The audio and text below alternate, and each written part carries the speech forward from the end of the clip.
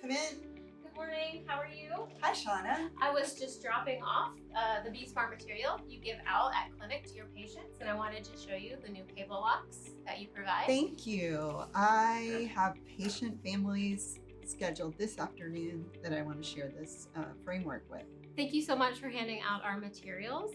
Let me remind you about the Be Smart framework. S means that we are securing our guns in our homes and in our cars, and securing them safely means that we are locking them and securing ammunition separately from the guns.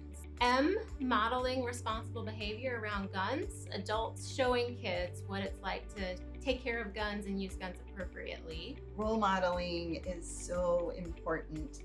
I see that A stands for ask about unsecured guns in other homes. And this is something that some of my parents and caregivers struggle a little bit with. I always encourage them just to make it a routine part of planning visits. You know, who's going to be home? What are the kids having to eat? Talk about any food allergies. Hey, do you have any firearms in your home? And if so, are they secured and out of reach from the kids? And I tell them this could even happen via text or email, just kind of normalizing it. And those conversations are so important to have. So R in the framework is to recognize the role that guns play in suicide. We know from a CDC study that 17% of adolescents experience suicidal thoughts, and by decreasing access to firearms, we're actually saving lives. And then T, tell others to be smart, which is what you're doing by providing the framework to your patients. We are, and you know, a lot of my patient families enjoy fishing and hunting, so I definitely share the Be Smart framework with them.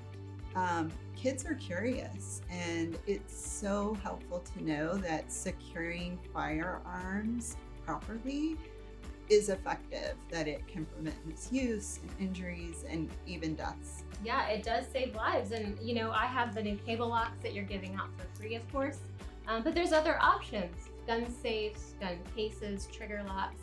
There's a lot of different ways that people can keep their guns secure and out of the hands of kids.